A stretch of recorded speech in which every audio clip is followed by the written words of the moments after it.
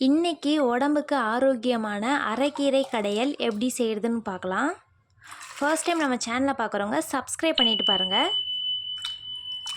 அரைக்கீரையில் உள்ள தண்டு பகுதி அப்புறம் பூச்சி இலை இதெல்லாம் எடுத்துட்டு 3 தடவை நல்லா கழுவி எடுத்துக்கலாம். இப்போது ஒரு பாத்திரத்தில் 50 கிராம் பாசிப்பருப்பு சேர்த்துக்கலாம். சேர்த்துட்டு நல்லா கழுவிட்டு பருப்பு வேக வைக்கிறதுக்கு தேவையான அளவு தண்ணி சேர்த்துக்கலாம். 1/4 டீஸ்பூன் அளவு மஞ்சள் தூள், 1 டீஸ்பூன் அளவு சீரகம், 1/4 டீஸ்பூன் பெருங்காயம், 5 பச்சை மிளகாய், 5 பல் பூண்டு, இது கூடவே ஒரு 15 சின்ன வெங்காயம் சேர்த்துட்டு இப்போது நம்ம அடுப்பில் வேக வச்சிடலாம். பருப்பு கொஞ்சம் வெந்ததுக்கப்புறமா தான் நம்ம தக்காளி சேர்க்கணும். இப்போது பருப்பு கொஞ்சம் வெந்துருச்சு. இது கூடவே 2 தக்காளியை கட் பண்ணி வச்சுருக்கேன், அதையும் சேர்த்துக்கலாம். சேர்த்துட்டு வேக விட்டுறலாம். பருப்பு வேகிறதுக்கு முன்னாடியே தக்காளி சேர்த்தோம்னா பருப்பு வேகாது. இப்போது பருப்பு தக்காளி ரெண்டும் நல்லா வெந்து வந்துருச்சு. இப்போ இது கூடவே அலசி வச்சுருந்த கீரை எல்லாத்தையும் சேர்த்துக்கலாம்.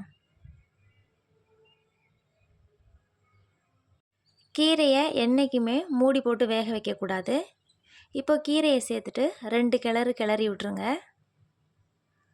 கீரை ஒரு 5 நிமிஷத்துக்கு வெந்தால் போதும். இப்போ கீரை நல்லா வெந்து வந்திருக்கு. இப்போது நம்ம அடுப்புலேருந்து இறக்கிக்கலாம். இறக்குனதுக்கப்புறமா தண்ணி எல்லாத்தையும் தனியாக வடித்து எடுத்துகிட்டு கீரையை தனியாக வச்சுக்கலாம். தண்ணியை வடிச்சிட்டு நம்ம கடையிறதுக்கு கொஞ்சம் ஈஸியாக இருக்கும், அதனால தான் தண்ணியை வடித்து வச்சுக்கணும். இப்போது நல்லா கடைஞ்சி எடுத்துக்கலாம்.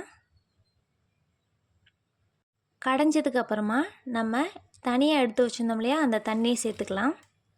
சேர்த்துட்டு கூடவே 1 டேபிள் ஸ்பூன் அளவுக்கு உப்பு சேர்த்துக்கலாம். உப்பு சேர்த்துட்டு நல்லா கலந்து விட்டுறலாம். இப்போது தாளிப்புக்கு ஒரு கடாயில் கொஞ்சமாக எண்ணெய், 1 டீஸ்பூன் அளவு கடுகு உளுந்தம் பருப்பு, 1 வரமிளகாவை கிள்ளி சேர்த்துருக்கேன். கூடவே ஒரு கொத்து கருவேப்பிலை சேர்த்து நல்லா பொரிய விட்டுக்கலாம். இப்போது நம்ம பருப்பு கூட இந்த தாளிப்பை சேர்த்துக்கலாம். சேர்த்துட்டு நல்லா கலந்து விட்டுருங்க. அவ்வளோதான், நம்மளோட சூப்பரான சுவையான கீரை கடையல் ரெடி ஆயிடுச்சு. கண்டிப்பாக ட்ரை பண்ணுங்கள். வீடியோ பிடிச்சிருந்தால் லைக்ஸை சப்ஸ்கிரைப் பண்ணிக்கோங்க.